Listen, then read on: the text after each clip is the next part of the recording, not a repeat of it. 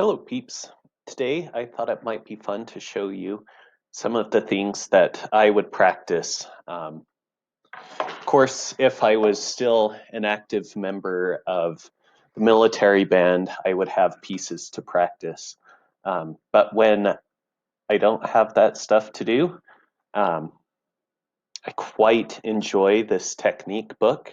It's Taffanel and Gaubert, a great standard in flute exercises that you can do to improve your technique, your ability to play um, things smoothly and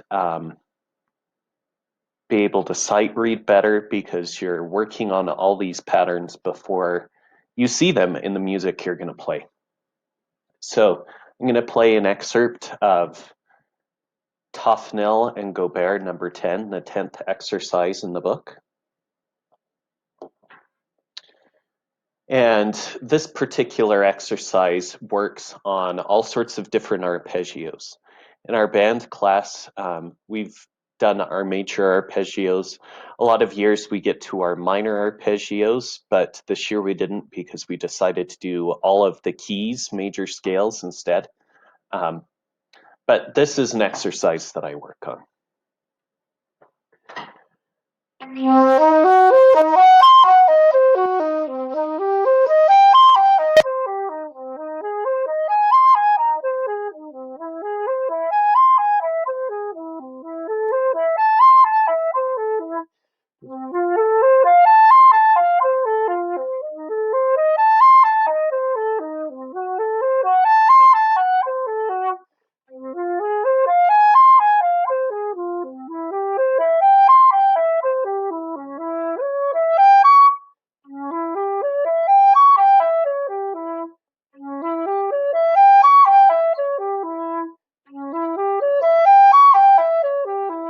Can see that, well, you might have been able to notice I made a mistake there. So I went back and practiced that measure a couple of times.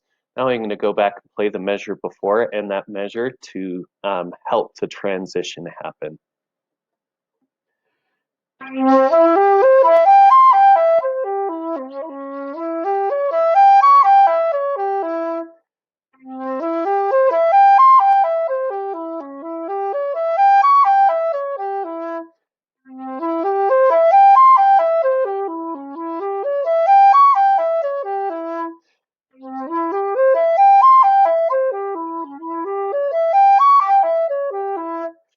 And you can probably hear that between most of these exercises, just one note is changing, which helps as you're transitioning from one to the other, not freak out as you're playing it. This time I'm going to try and go on. We'll see how far I get.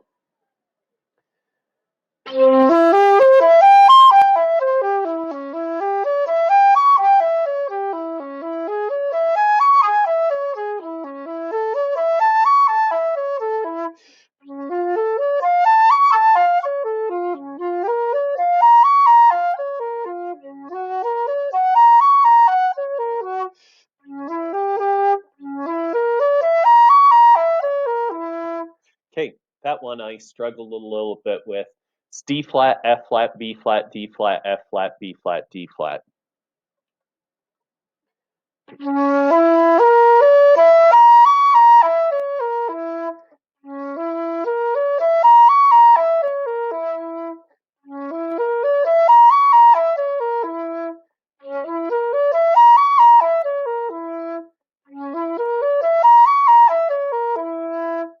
Okay.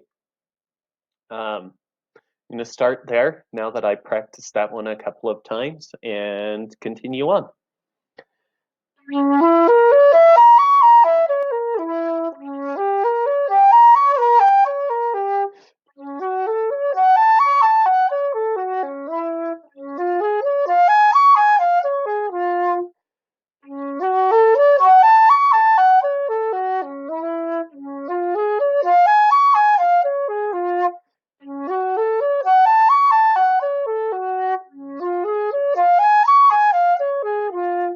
So I've practiced those two measures. It's the transition that was a little bit harder for me there. We had double flats in one of them, moving into just flats in the other. I'll see if I can pull that up for you. Just this measure right there, going to the next measure.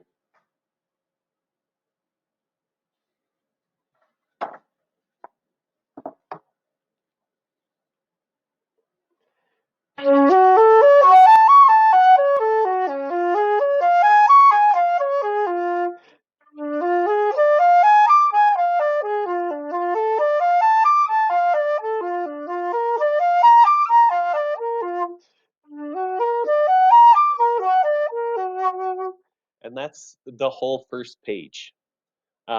This exercise is 1, 2, 3, 4 pages. And it reminds me kind of the Final Fantasy intro, if you've ever played that game. Let's take the first page again and see if I can get through it without making any major mistakes.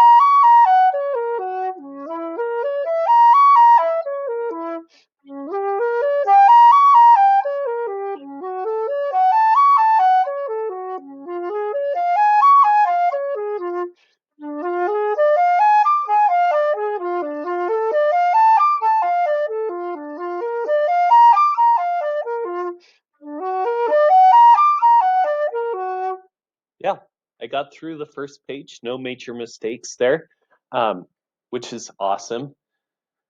So when you're practicing your own stuff, there are, of course, a lot of different goals you can have. One of them is the playthrough.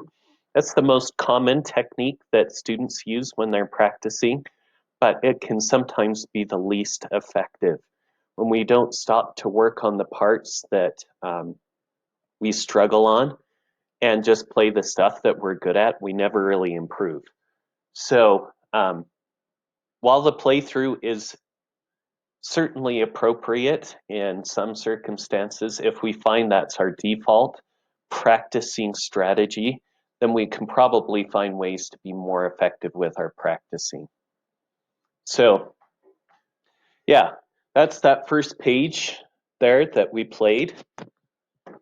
And this other exercise I probably have not played in, oh gosh, probably 2 years or so.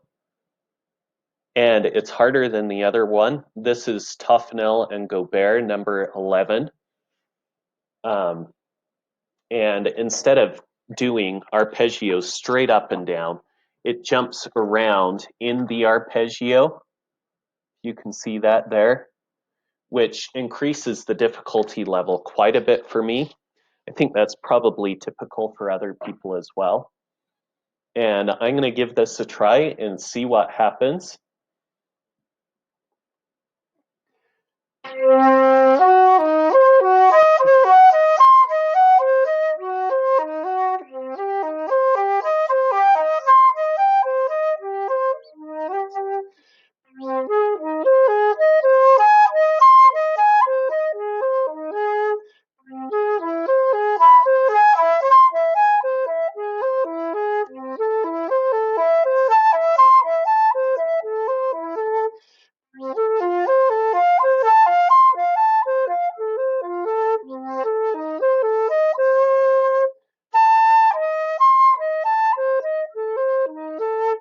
So that one was quite difficult for me to get through.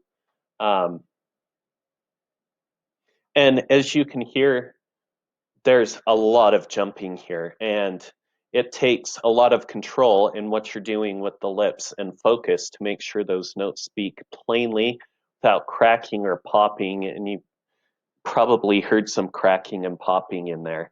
But this exercise is really good to help getting your lips and your brain used to where each of these notes falls, so that when you're playing something, you're more likely to get a clean, precise, very clear note. So I'm going to practice this last one that was difficult for me.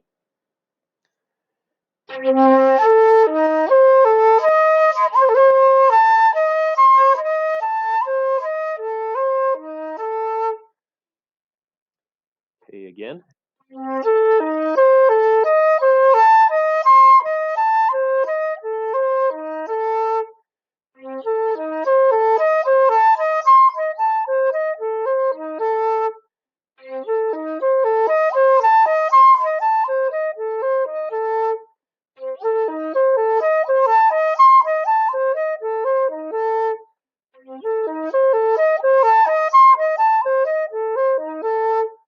Okay, it's feeling a little more comfortable there. So I'll start there and try to go on.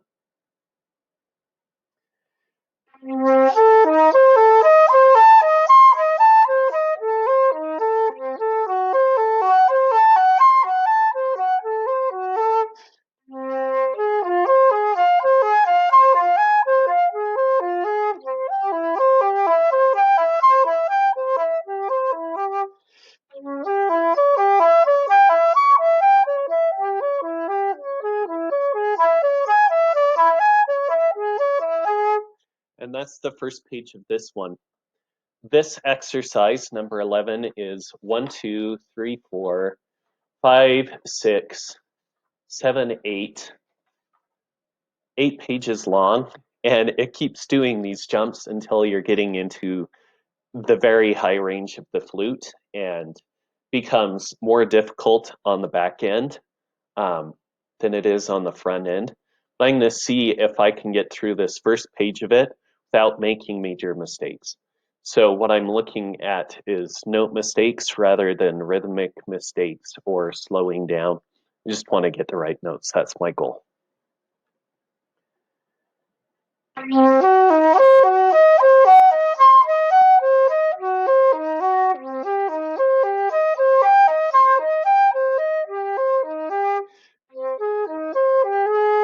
Yeah. Okay, well, I made a mistake there, so I'll practice that one.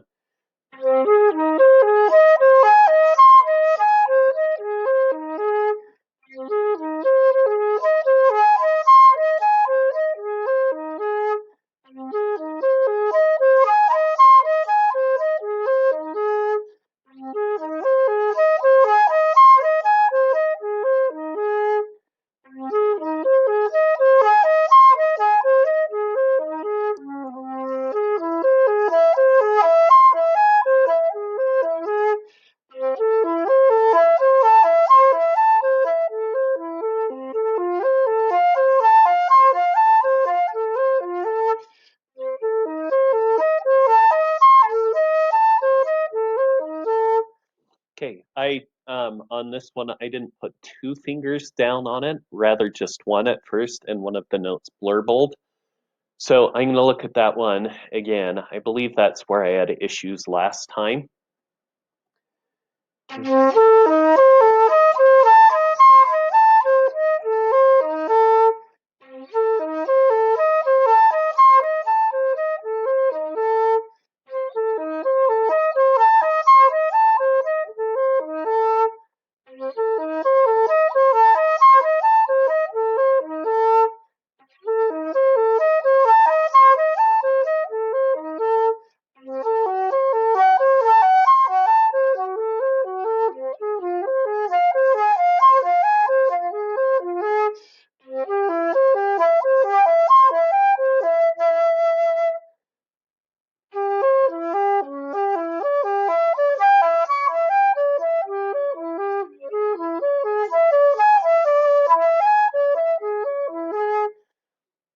So I got through it.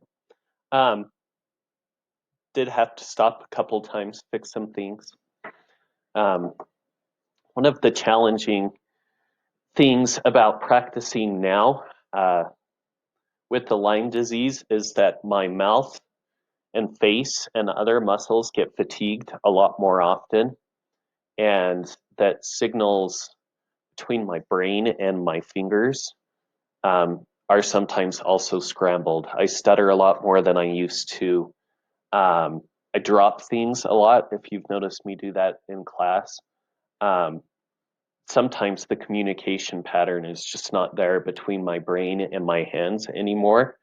Um, so that also can make this exercise challenging, but I'm actually really pleased with what I was able to do today with that one. That one's a big long exercise. And another one that I was working on is number 12. I also haven't played this one in about 2 years. And they are extreme arpeggios. They go from low to high, and they put the seventh scale degree in there as well, which, if you've been practicing your other one, can make things a little bit tricky. So I'm going to see if I can play the first page of that one. This is Taffanel and Gaubert, number 12.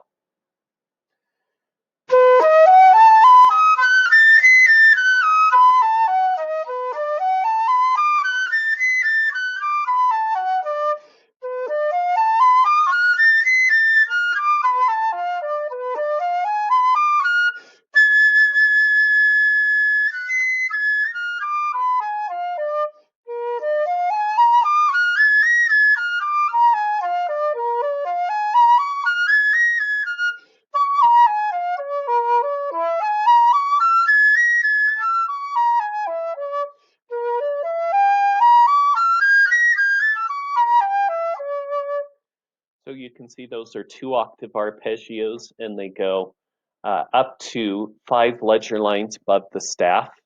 Um, and this particular exercise actually goes from high to low.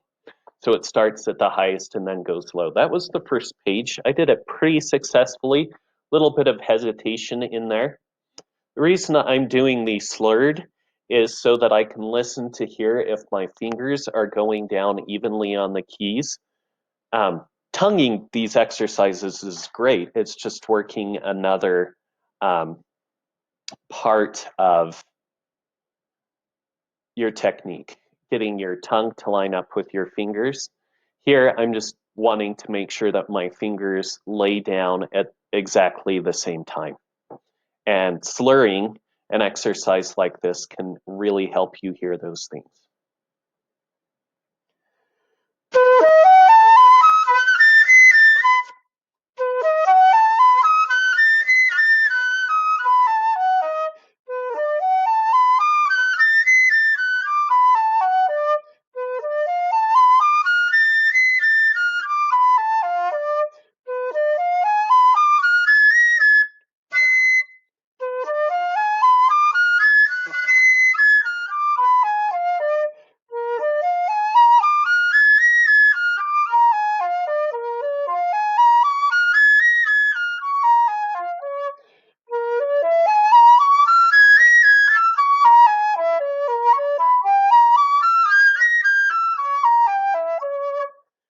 Okay, that's the first page again. I'm actually going to pause and get my pencil so I can mark a note, accidental, so I don't forget it.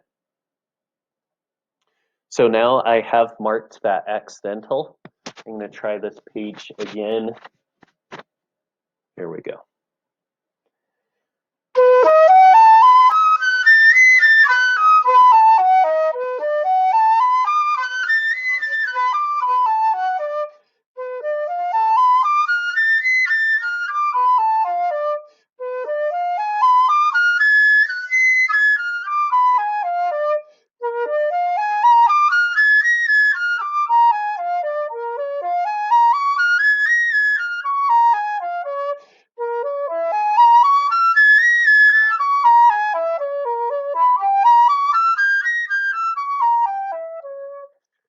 and ran out of air there at the end of it. I did not miss that note. I did hesitate before it, but you know, having a pencil with you on your stand is always a great idea. If you're consistently missing a note, can really help you become more comfortable with that. So back when I was getting my master's degree in flute performance, I would practice all of these exercises as my warm-up. It would take me about 2 hours, and then I would go on to my other stuff.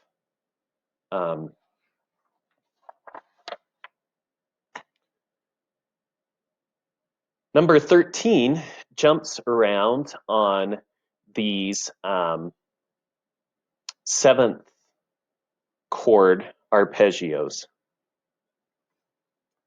And I think if I'm remembering correctly, this one is really the one that kicked my butt a lot. So we'll see if it still is kicking my butt.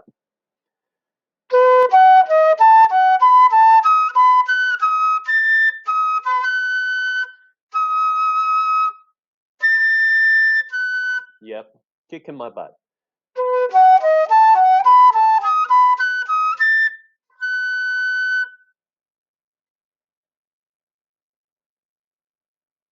I think I'm dropping a ledger line somewhere.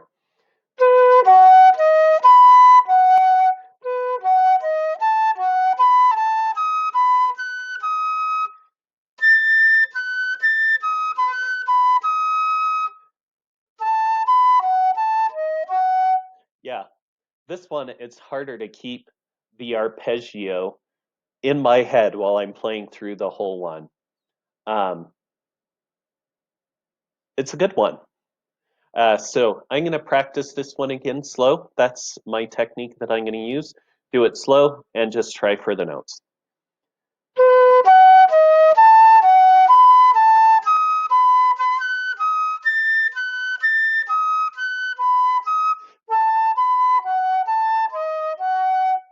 Okay, got the notes through there. The part that was throwing me, it wasn't actually a ledger line dropping, it was switching the direction of the jumping. So it feels like you're jumping up on the way up the arpeggio and like you're jumping down on the way down of the arpeggio. And the change between those two really threw me off there.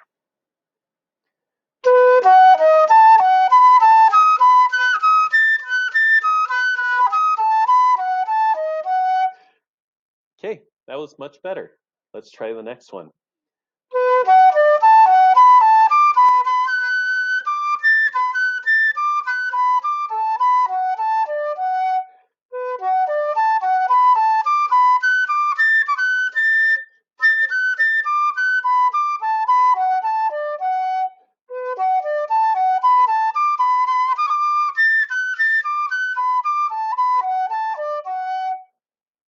Okay, I practiced that second one a bunch of times.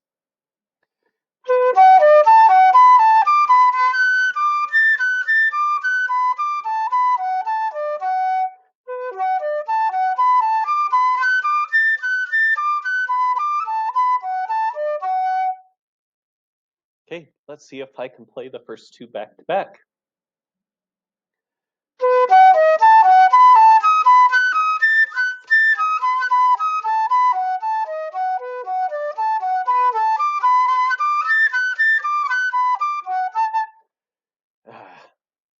Okay, I'm gonna try it again.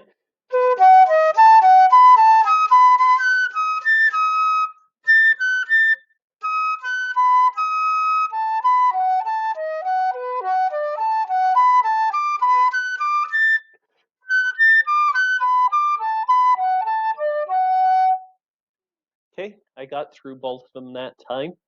As you can obviously tell, there's a lot of work that I would have to put in on number 13 before I had any sort of mastery on it.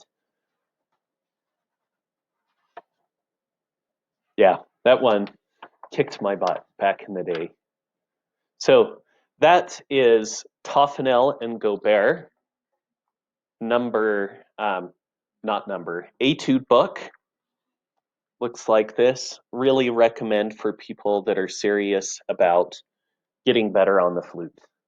I'm going to get out some other stuff and practice that with you. I'll be right back. Okay, here I have some Andersen Etudes Opus 33. These are exercises designed to help you improve your technique on the flute. Usually they work on a specific pattern in a specific key and do lots of different things with that pattern. So it could be slurring a certain set together. It could be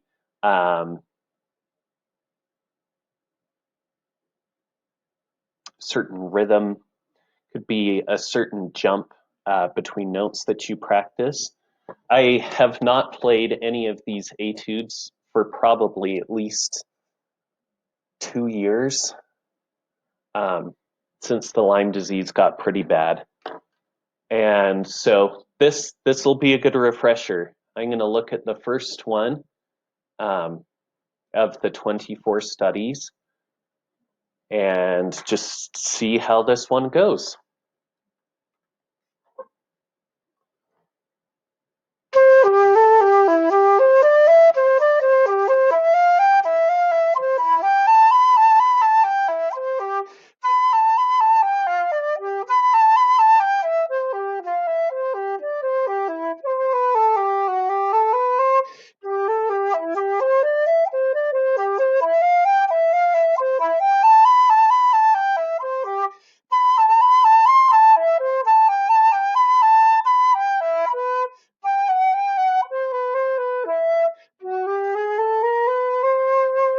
So this one, I can already tell some of the things they're working on. So it's sort of a mini trill study in some ways because you've got these parts repeatedly where you're going from one note to the step right above. Or, let's see. All of those are used in here. And, okay. Let's take the repeat on that one. I'm going to go back to the beginning and take the second ending.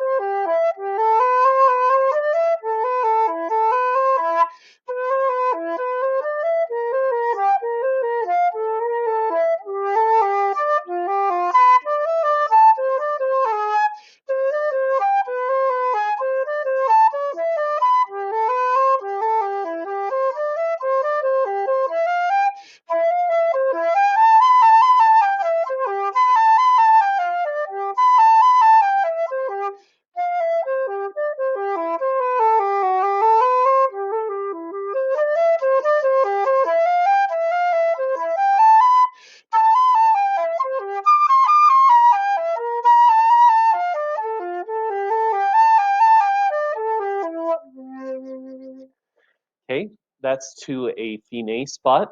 You can hear that in here we got to a minor place in the piece and some tricky spots going with these note neighbor groups. Kind of want to do that section again. So I'm going to do it. Here's the second ending.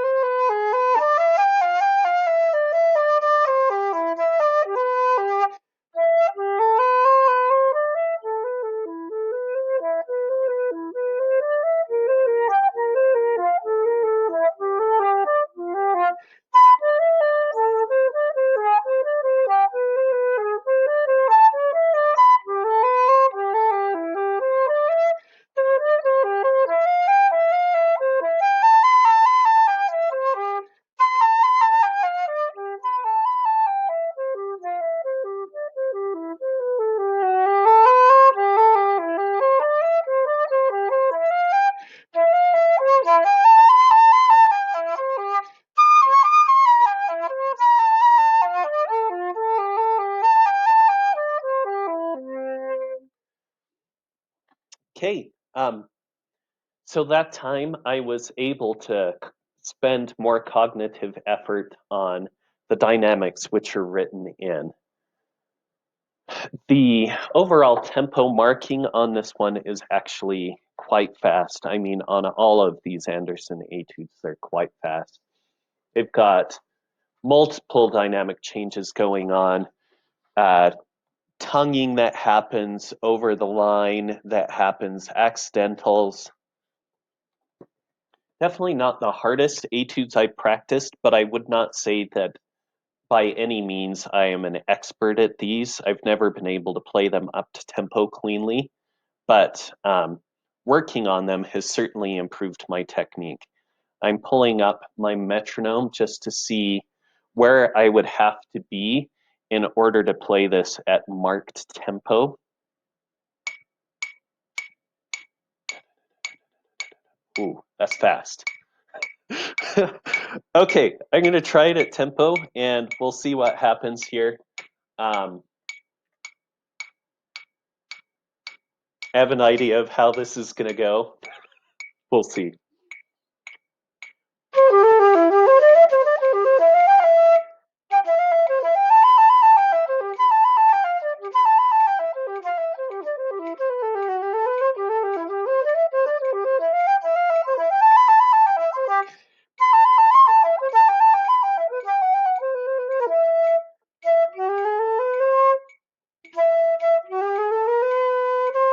Yeah, so that was pretty much the idea of what was going to happen. I actually played more of it without fumbling around than I thought I would, but I didn't play dynamics at that tempo.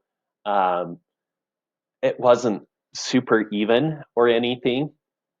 Um, so yeah, I have a long way till mastery on that one, definitely. But it's fun. I enjoy playing these just to work on my technique. They're so melodic. They have such great melodies in them. Okay, number 2 is in the key of A minor, which is the relative minor of C major. So we went major and now we're doing the relative minor of it. This one, as you can see, is a tonguing etude. We're really working on that tonguing rather than the slurring. Metronome marking is 1/16, so a bit faster than the last one. And jumping and staccato is also something that this one is working on. Yay.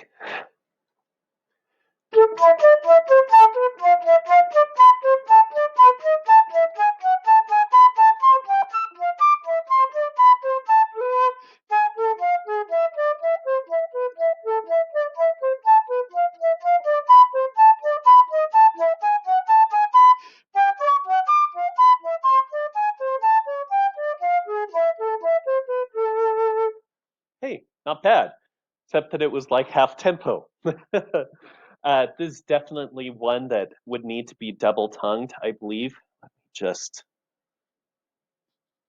check that tempo.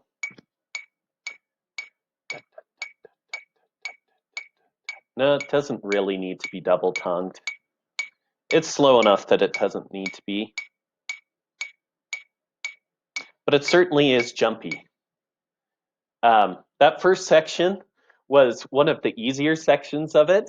After the first repeat sign, it starts modulating keys. Voice crack starts modulating keys and gets more difficult in this section. So I'm going to start there, see how it goes.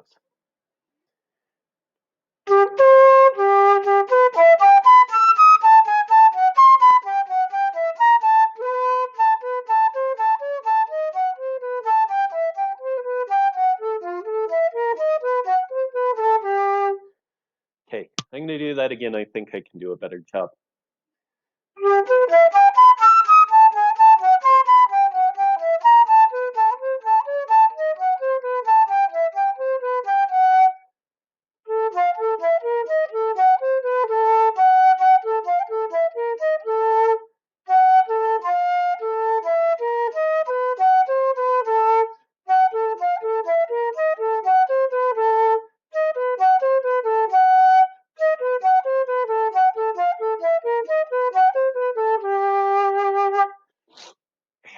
love these. They are just so cool and frustrating, but the melody on them, like I said, I really do enjoy the melody. Okay, I'm going to try taking the second ending on this one and see how it goes.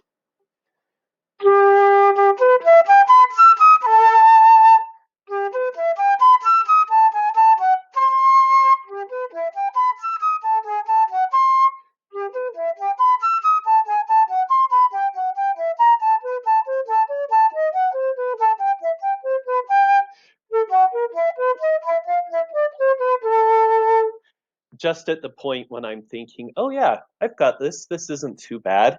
Then I remember it's supposed to be staccato. And then I'm like, oh yeah, I need to play it more staccato, not just tongue. So, there's always something that you can work on with these, always another way that you can push yourself, push your technique, and see if you can improve. Okay, I'm going to continue on after the second ending.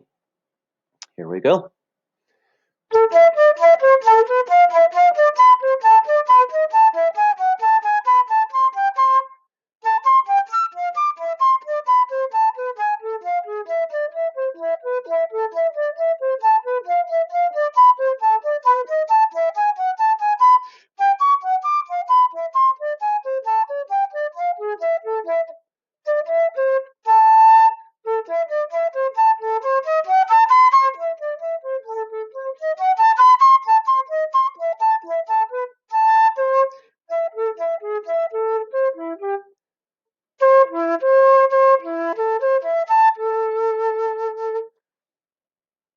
Yeah, those last two lines.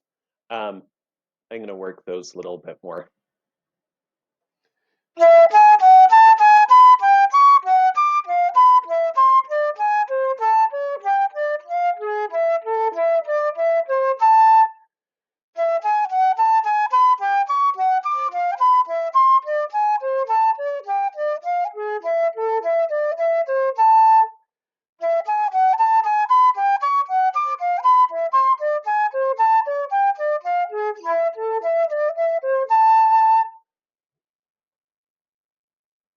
Okay, I've done it a couple of times without, it wasn't too bad. So I'm going to try it a little faster.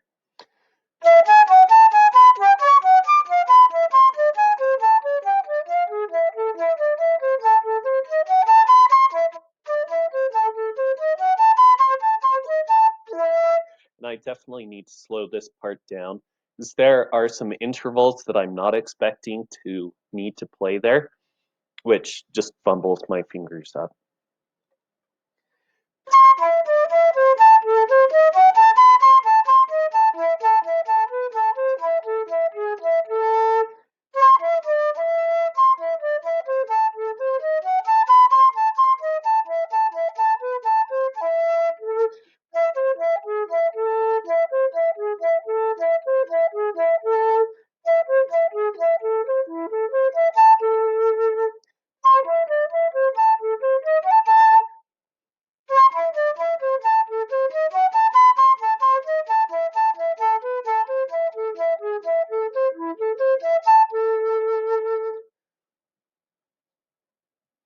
Okay, another side effect of the Lyme disease is that my hands get super cold and stiff after a while, and then it becomes hard to move my fingers. So I am going to go run some hot water over my hands, and I will be back. Okay, I'm back. You can see that my hands have a little more blood flow in them now. You can see the contrast between my wrists and my hands. So I've got better circulation in my hands. It should be a little easier to move my fingers again. Okay, we were looking at the last couple of lines of number 2.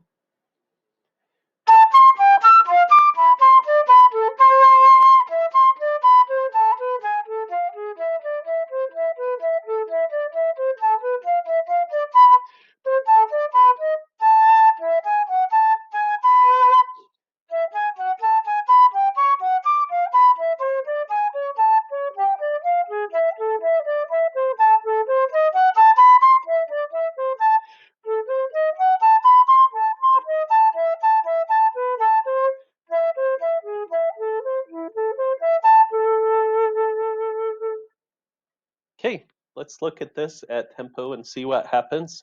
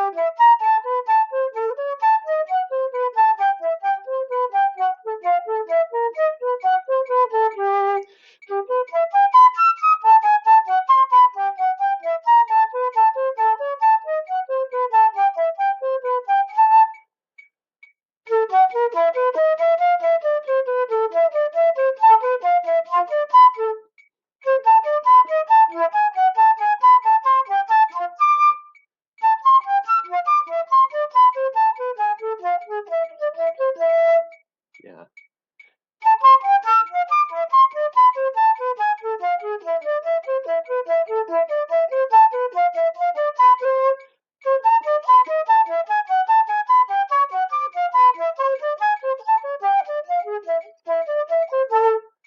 Yeah, my notes are starting to get really in focus there.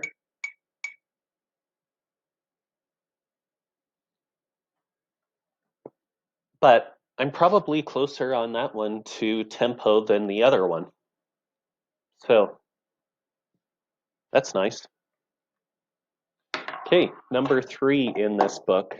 Boy, I have missed practicing like this.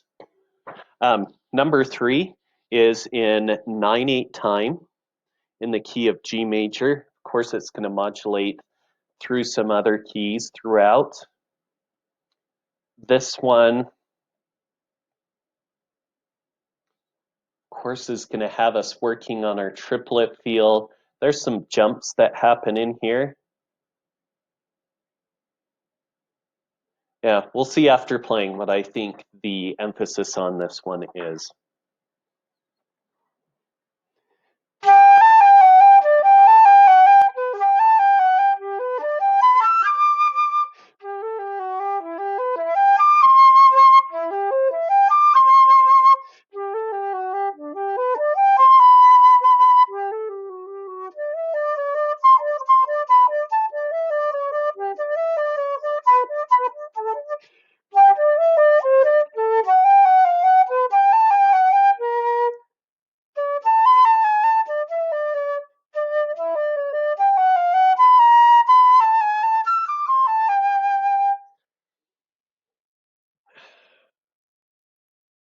So yeah, triplet feel, jumping, tonguing after slurring, smooth 16ths,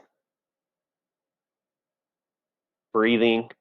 I mean, after I haven't practiced for a long time, my ability to hold a phrase is probably the first thing that disappears. So yeah, I'm going to work this once more.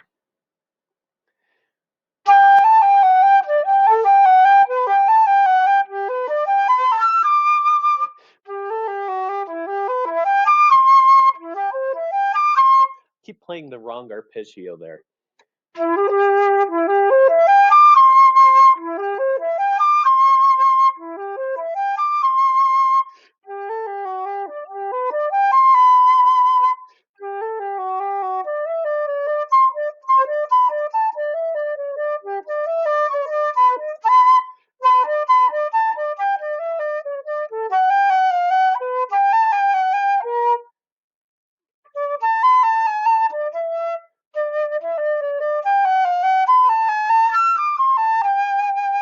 Yeah, getting the correct tonguing in there, because it's going over slur first note, tongue the second note, then slur the next 6 in a group. So where we're starting our beat is not where we're tonguing. That's one of the difficult parts about this one.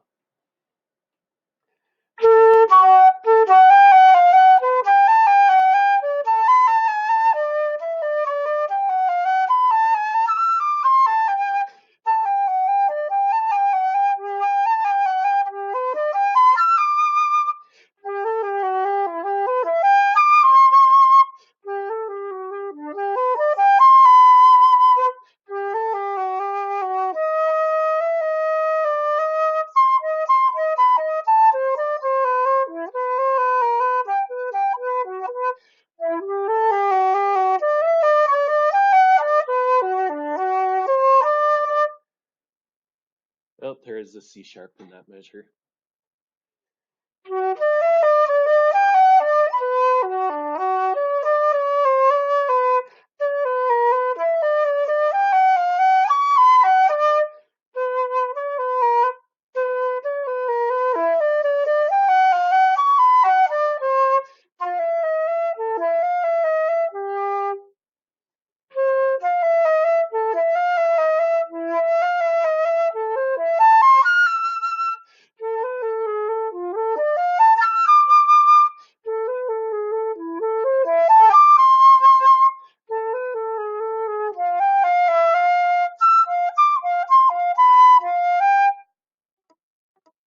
Yeah, that's right. There's an F natural.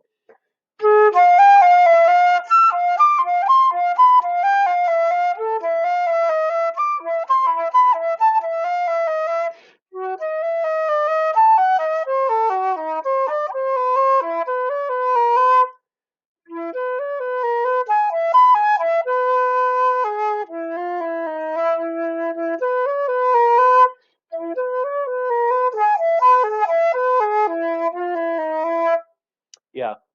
So I keep questioning the notes in that measure. But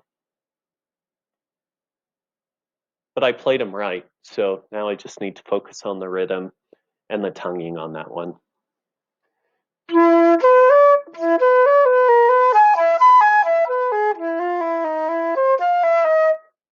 Gosh. Yeah. So this one likes alternating between an eighth note on the first note of the measure and a 16th note on the first measure. And it does trip me up quite a bit when they switch. I'm going to see if I can make that eighth note beginning versus 16th note beginning to work a little better for me.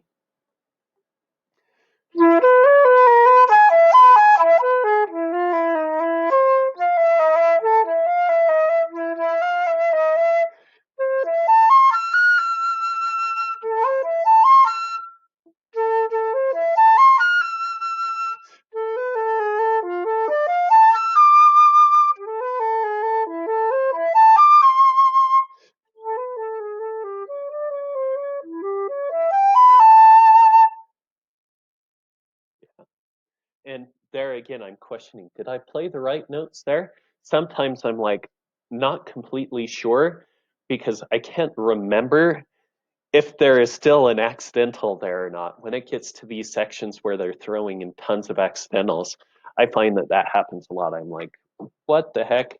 Do I have an accidental there or what?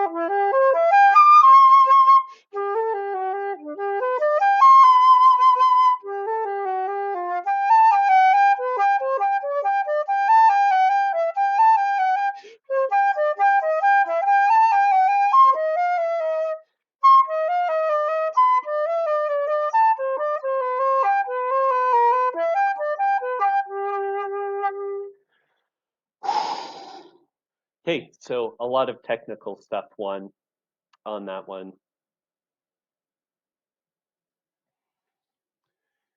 I would definitely want to work with the metronome to ensure rhythmic integrity on this one for myself personally.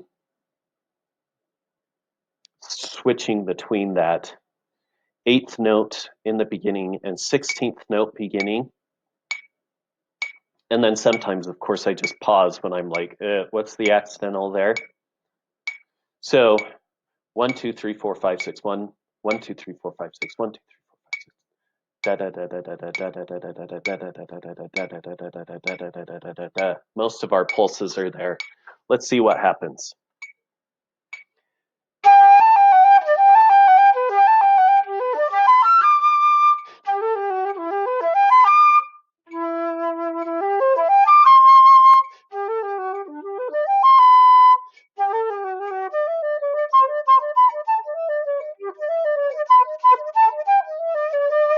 Yeah, I would definitely need to slow that one down a lot. If I were working towards perfecting it, you can really hear how my notes get airy in the sections where I'm going CD, CD.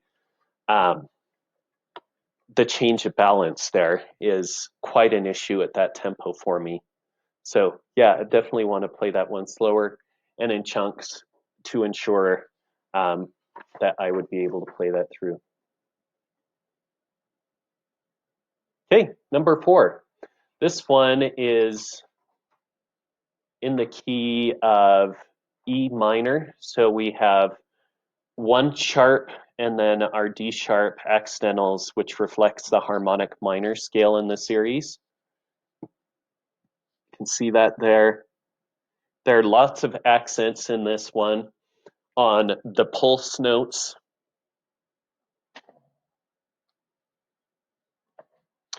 I'm going to scoot a little closer towards this and give it a shot.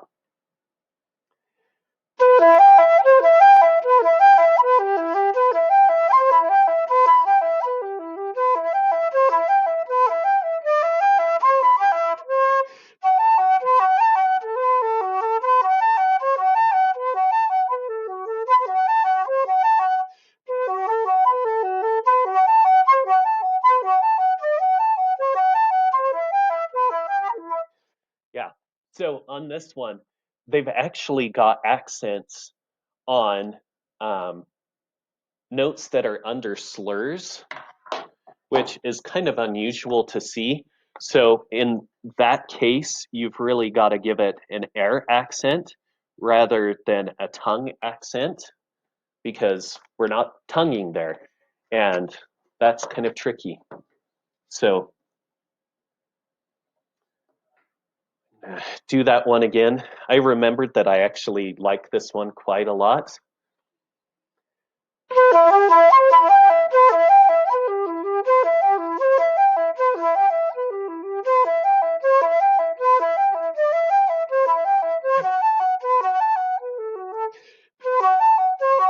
Oh, crud. I tongue accented that one.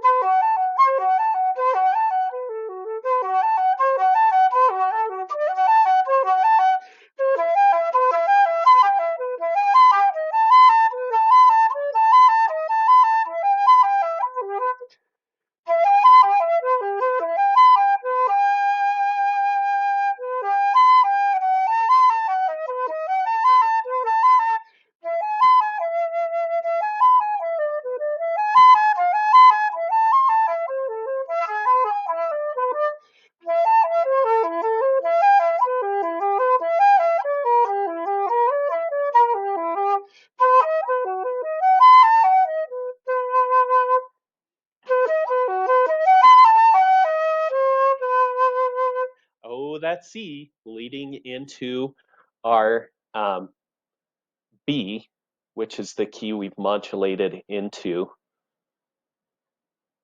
Yeah.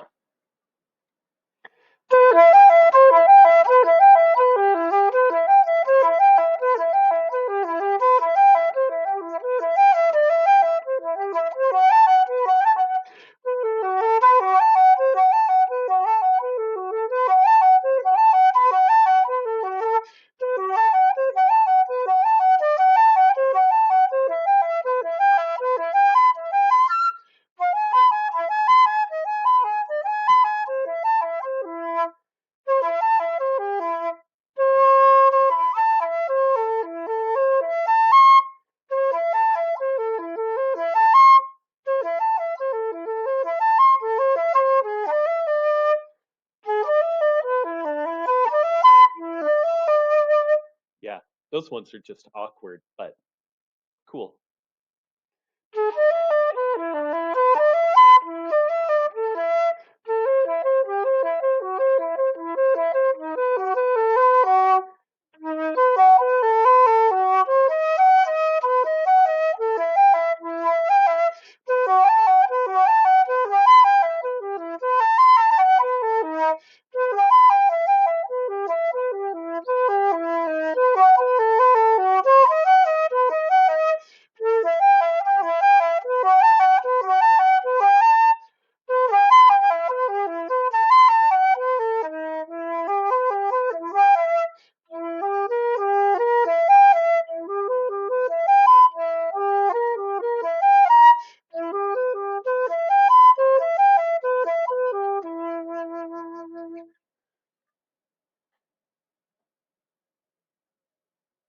So cool.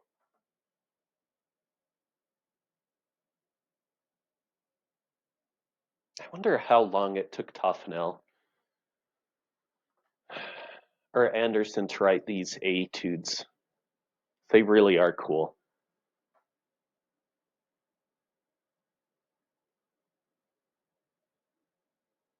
Okay, I'm going to try this one at tempo, which for this one is 104 counts per minute. Like I said, most of these I haven't looked at in 2 years at least.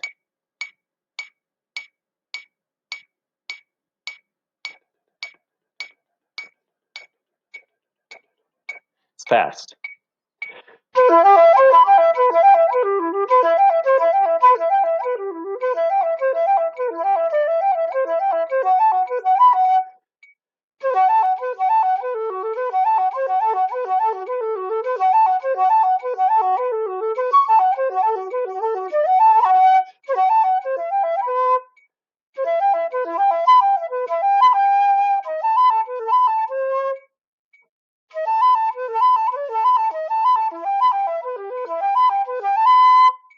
Yeah, so I can play some of it at that tempo, but certainly would need to work up to it. And like I said at the beginning, all of these tempos are pretty crazy for me. Cool stuff. People who can play these at tempo, mad respect to you. Like, mad respect. Okay, up 5, we're in the key of D major. We have arpeggios that are going up in a 12/8 time, which is sort of like a 4/4 with a triplet subdivision.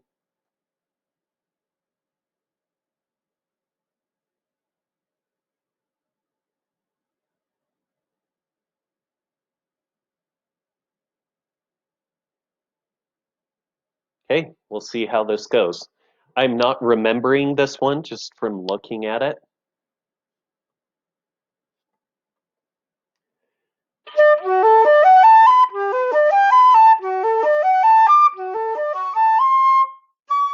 Okay, key of D major.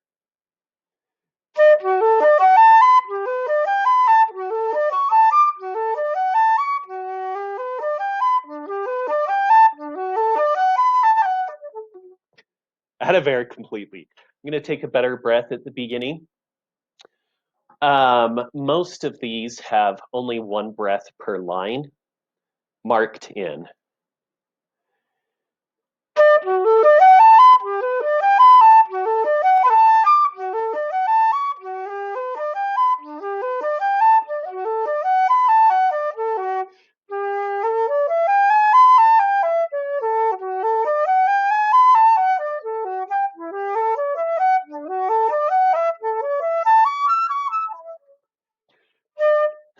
Yeah, crazy breaths.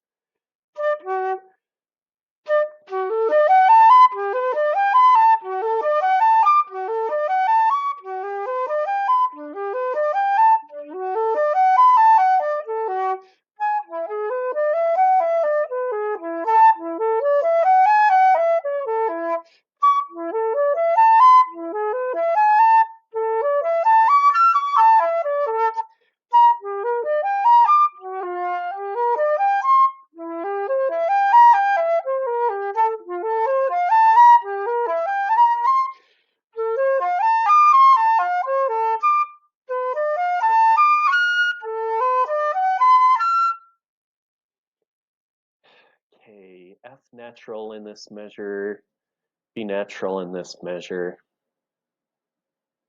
Okay.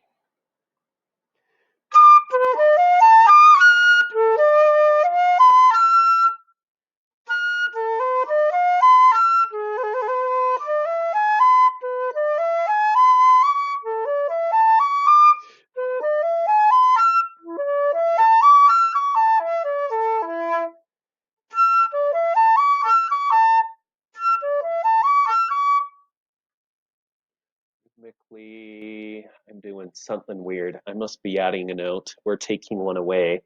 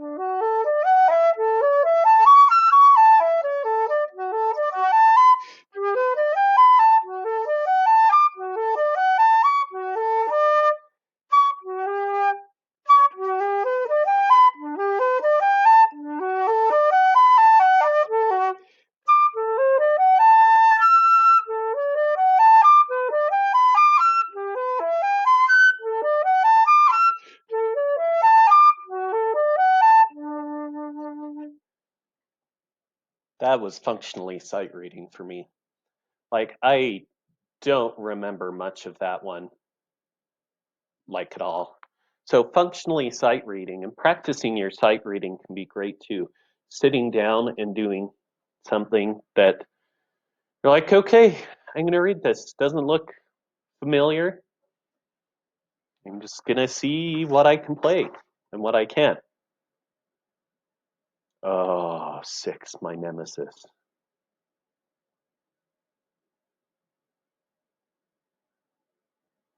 I'm going to show you why this is my nemesis.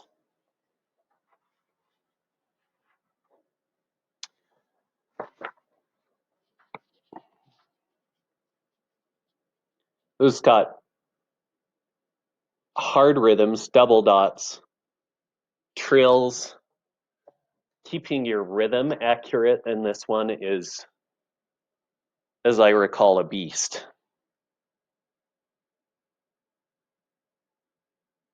Fortunately, it is slow. I'm going to see what I can do.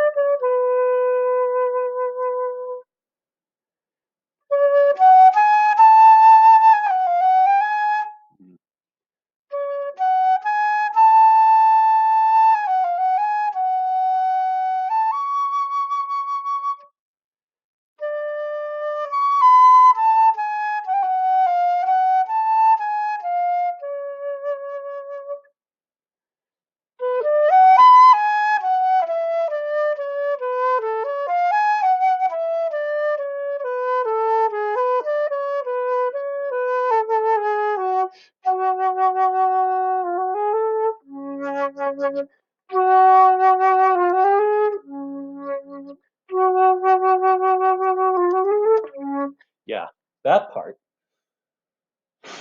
64th notes.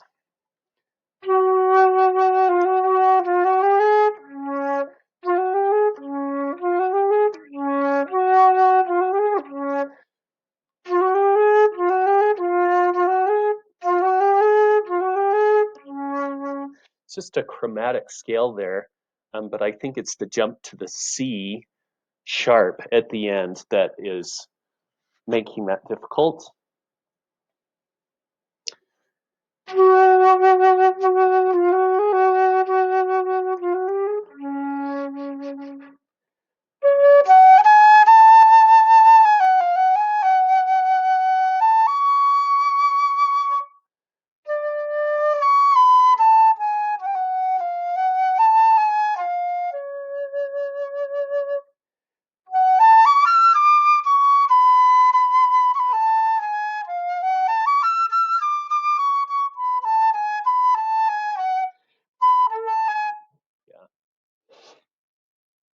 Okay, I'm going to try this again from the Expressivo.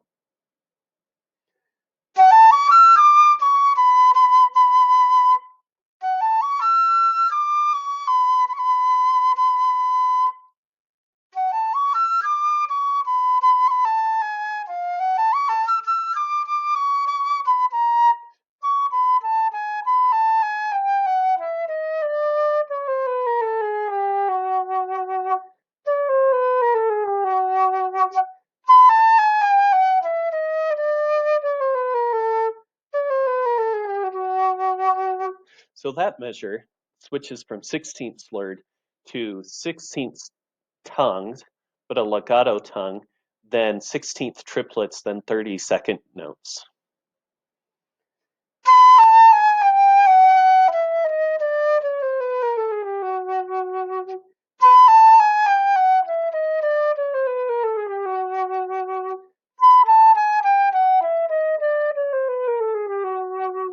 Okay, that last one was much better.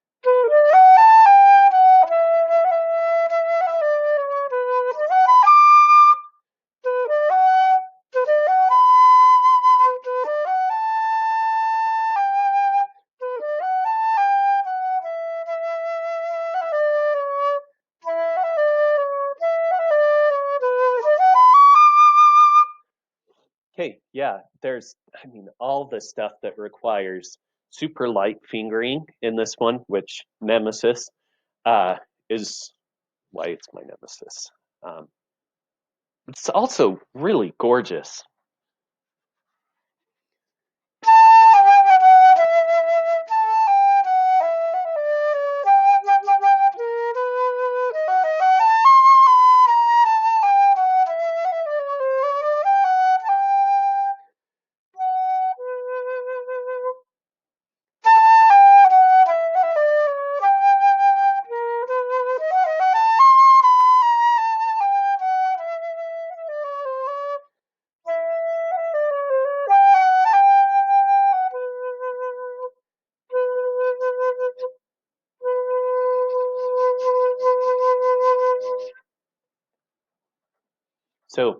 things that I would need to work on in order to master this. Course notes are in there, smooth trills, making sure that those dots are exactly as long as they need to be. When I played it, it's not as precise as they could have been. But yeah, there's all this stuff that just requires a lightness and a precision that I don't quite have. Still, 6 is awesome. 7, much more straightforward in the rhythm. Not going to be thinking about the rhythm nearly as much in this one. Looks like we're in the key of A major. We have some double sharps that occur occasionally. It's pretty fast.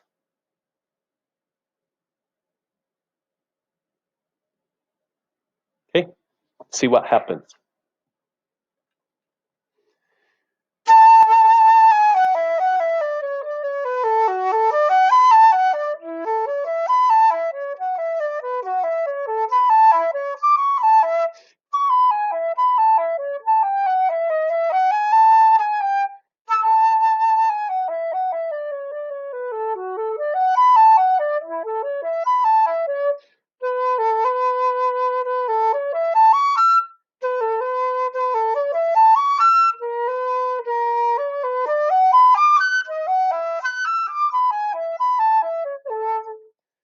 Okay, they throw in some notes on the third line. Wasn't quite expecting. I'm going to try that again.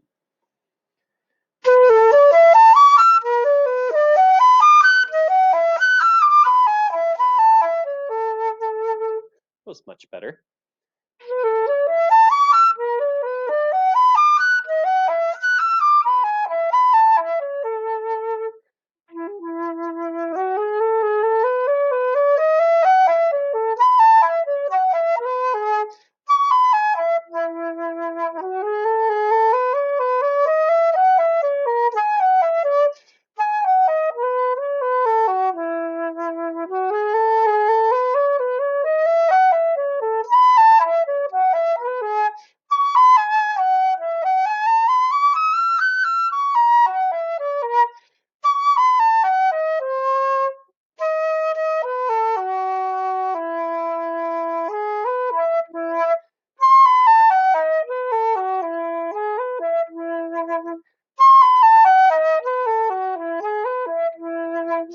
Yeah, that first ending I practiced a couple times.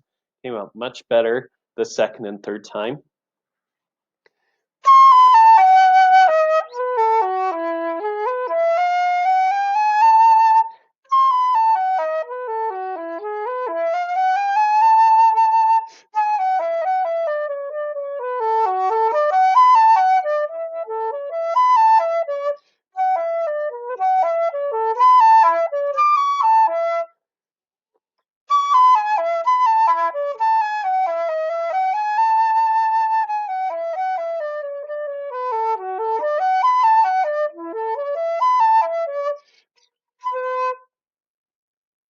I'm really having some pad stickage. Perhaps you're able to hear that.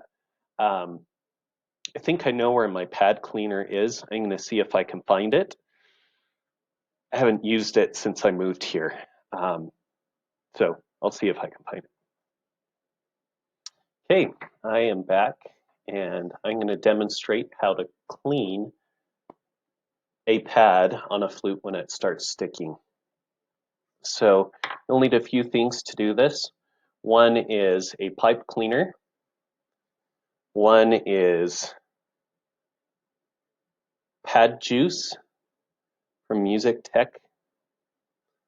And another is the pad juice cloths. So woodwinds, this can apply to any of you. We'll find a clean space of our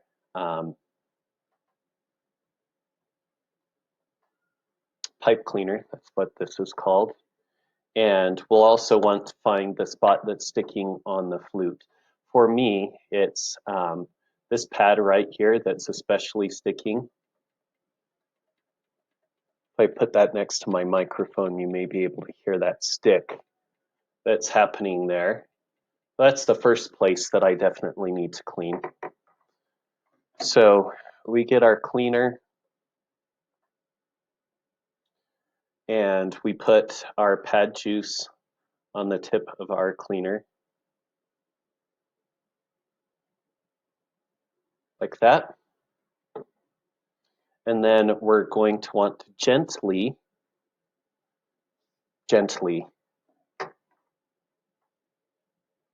clean the bottom of this pad by sliding the pipe cleaner underneath the key.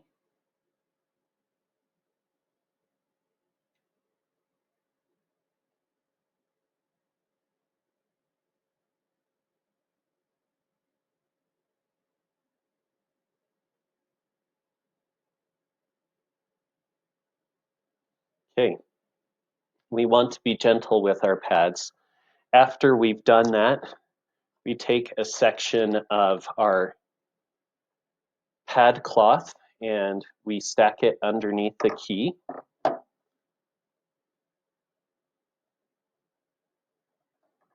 Like so.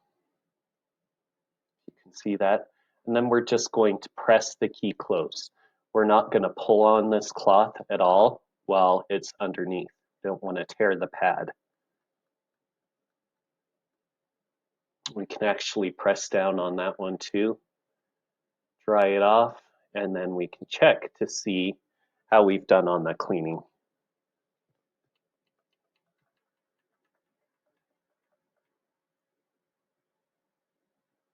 Still getting a little bit of a stick sound. I'm going to stick that underneath there again and just press and hold for a little bit.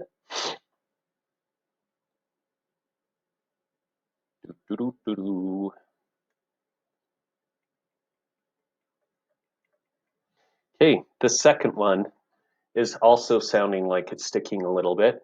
So I'm going to get underneath there with my pipe cleaner.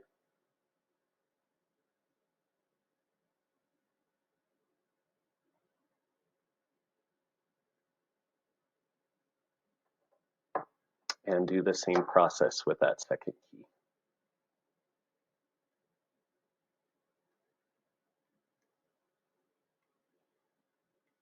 See how I've isolated that key there.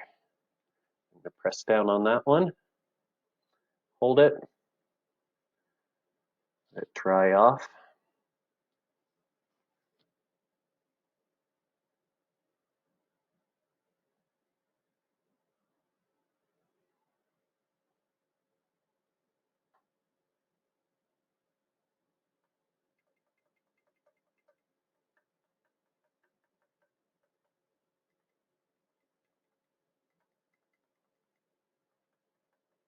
Okay, and the third one is also giving me a lot of that stick sound too. So I'm going to go over there with pad cleaner, clean it underneath. See if I can detwist it. You don't want to force the key open. Just want to brush against it lightly with the cleaner.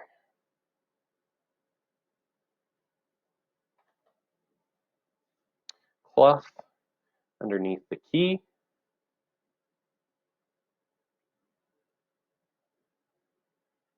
And press down.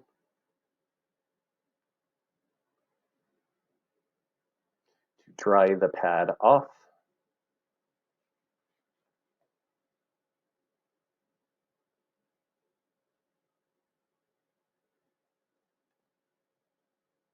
Take it out from under.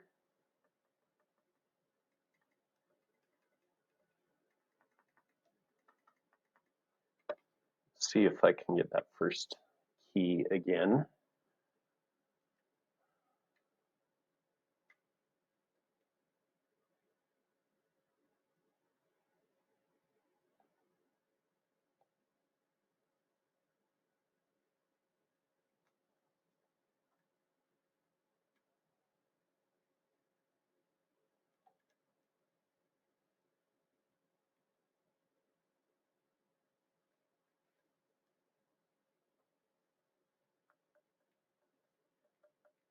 That should be working a lot better now.